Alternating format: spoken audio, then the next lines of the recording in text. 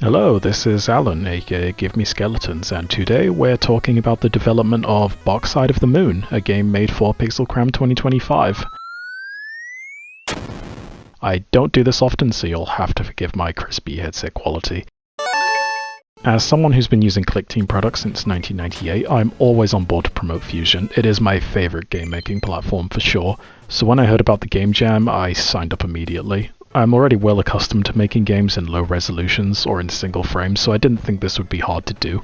Since the goal of the Jam seemed to be to promote Fusion to a wider audience, I wanted to tackle a genre which people would really want to make, and since I've never finished making an RPG before, this seemed like a good opportunity. It's not a genre often seen developed in Fusion, but Fusion can create anything in a 2D space, and I really wanted to demonstrate that. As it's an open source project, I promised myself I wouldn't get too invested in it, but you know how that goes. Everything becomes your baby when you spend long enough time on it. I really wanted to make a functioning Dragon Quest or Ultima style clone. That was the goal that I had in mind, and it's hard not to get attached to it, you know? Yeah, besides those older inspirations, I had Bethesda's Grognak and Wasteland minigames from the Fallout series in mind. Mechanically, those games truncate the RPG experience even further, which was good for the purpose of the Jam. You'll definitely see some inspiration from those if you're familiar with them. Anyone who knows me knows that I find typical sword and sorcery fantasy kinda boring, so I tried to make something more out there. I didn't want this to look like something made with typical RPG assets, so I settled on a story about astronauts finding something which doesn't belong in space. At first, they were going to find a carnival on the moon full of killer clowns and such, but I settled on a story about finding a space animal's descendants. It seemed not as wild. I can't claim that it's a wholly original idea, though. I admit that I was thinking of the manga Planet Laika at the time, and also the Hot Dog Core story from Astro Boy, but I hadn't seen a game about either of those, so off I went.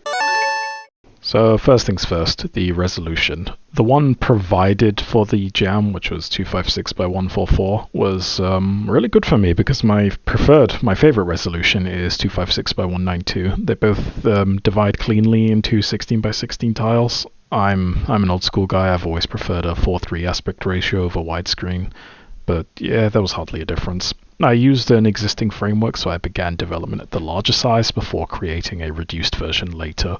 I was torn between making it resemble a computer RPG or a console RPG, but since the latter is more video gamey and probably more nostalgic to a wider audience of people, and I wanted to draw in budding developers, so that's what I settled for. Next was devoting different aspects of the frame to the game. We needed the title screen, options, ending, credits, and the map, and if I'd thought about it a little bit more ahead of time, I probably could have squished some of those together.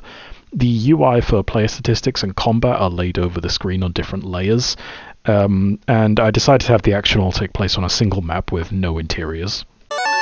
As you know, you can't have an RPG without numbers. I decided not to be too basic since I wanted to show off everything Fusion was capable of, or at least as much as I could in a month. So first came the standard attack routine. All battle participants have hit points, an attack stat, critical hit rate, and an evasion rate. Instead of initiative or speed, I just tied that to the character's level since there's only ever 2 people on the field. Naturally, levels come with experience, and there's a simple experience curve to match.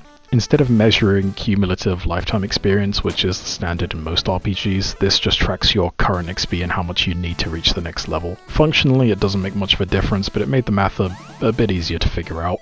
I decided to have fun with the setting and not just use magic. Your upgradable tools basically serve the same purpose, and also rely on a shared resource like mana, but it's called fuel points in this game. Borrowing inspiration from Star Control, you can collect resources and return them to your ship. Originally there were 4 types of resource, but these were all reduced to a single generic resource because I couldn't easily fit all of the information on a small screen. These resources can then be used to upgrade your gear. Most players will certainly finish the game with more resources than they'll ever require, but I didn't want to create something arbitrary just to have a place to spend money, such as adding a fee to hospitals for example. That felt more frustrating than fun. There are only a handful of tools. There's a stronger attack, a heal, a damage over time, and a stun. I didn't want to overdo it, and I felt like this gave players enough variety, even though it effectively meant that there's only one optimal battle strategy. So all in all, the game tracks the following, and I'll throw that up on the screen right now. One of the Jam's judging criteria was, are you blown away by the immersion and storytelling experience? I wasn't expecting that, so I guess I had to put a little more effort into the story. Early RPGs were content to just send you from one region to another until you're powerful enough to beat the game's toughest enemies. A few years later, basic quests started being introduced, and those were usually just a few MacGuffins to open the final boss's lair. Those are fine, I guess, but they're not really stories, so instead I decided to draft something up like a D&D one-shot. My first question when imagining the setting was, how were you able to communicate with the dog people? So finding a translator became the first quest. That's actually a question I asked myself when I saw the first Planet of the Apes movie. Did anyone else think that? Anyone else think that was a weird thing? That they just spoke English? The first area was meant to be a place to explore and understand the game's system before the larger world opens up, but I regret to say that I didn't quite put enough content into it for the player to organically reach the required level for the first boss before finding it.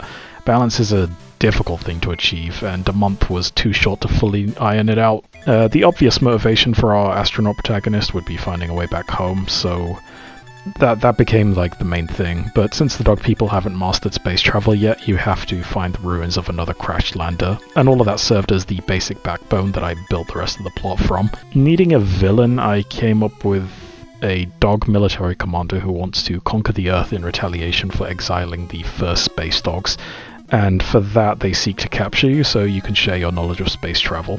And that seemed like a good motivation to me. An RPG consists of several different elements meeting together, so let's break them down one by one.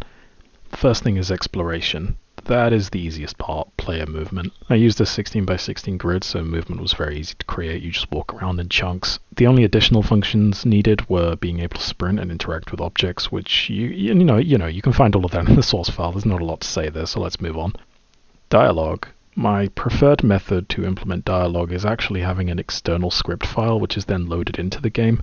That allows you to localize it into different languages more easily. Because the GEM's restrictions insisted on this being a mobile game in a compilation with other games, I tried to make this as simple as possible for the people putting it together, so everything is contained in a single frame with no external files at all besides a single save file. The script is then passed by the engine with several delimiters, including a number of calls to the engine to trigger certain events like portrait or music changes. I've invented a lot of dialogue systems before, and I'm glad to say that the one featured in this game, which I remind you is open source by the way, uses dynamic word wrapping while blipping in letters. If anything in this project can help future developers, I hope it's this. I implemented dialogue options too, and I tried to make each choice feel rewarding and unique, but honestly it's not as robust as I wanted it to be. For the sake of a simple game, it was alright, but I really wanted more contextual options. That'll be a thing for a future project. And battle, oh boy, battle. That is, the hardest thing to implement is a combat system. I decided on a 1v1 system early on, not unlike the first Dragon Quest, but I would have loved to have included party members if I had the time for it. There are a lot of things you need to consider when making a combat engine, like how do you individualize the enemies? How do you decide the difficulty curve? How different should they be to the player? And how do you keep it fun but fair? For simplicity's sake, I gave every enemy a single skill and a percentage on how often they'll use it, and as for the difficulty curve, I kept a Google sheet and I used a formula to decide how hard it should get, and I tweaked that many times. Like I said before, I didn't have a lot of time to test this, so I hope it all works, but it's more than likely that I'll need to release a balance patch in the future.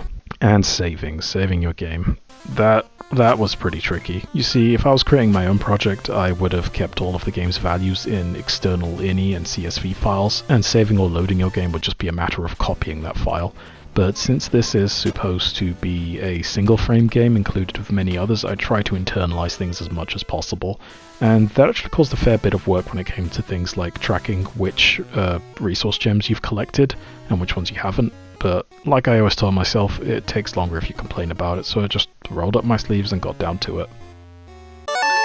Regarding things that were a challenge during development, okay, the big one. I am not a musician. I'm barely a sound designer. Finding music for a finished game is always the bane of my existence. Fortunately, I happened across Yuki Nozawa's free music library, which I really recommend to anyone who works in a pixelated style and wants chiptune music. But seriously, anyone out there who can compose in chiptune, please, I'm begging you, make more royalty-free music. Us coders and artists really need it. I really want to say more about this, but I'm really exhausted. I hope you all enjoy the game, and I'm super grateful to TardiiArt for helping me with the graphics. I find art very time consuming, so that was greatly appreciated. They do commissions, by the way, if anyone's interested. Shameless plug. I hope you look forward to the next things I work on. I have a lot of projects which mean a lot to me personally, and who knows, maybe I'll make them, maybe I won't. I hope you look forward to them anyway. Have fun, and happy game making. And as always, send any skeletons my way. I forgot how time-consuming recording yourself and editing a video could be. Mad props to everyone who does this for a living.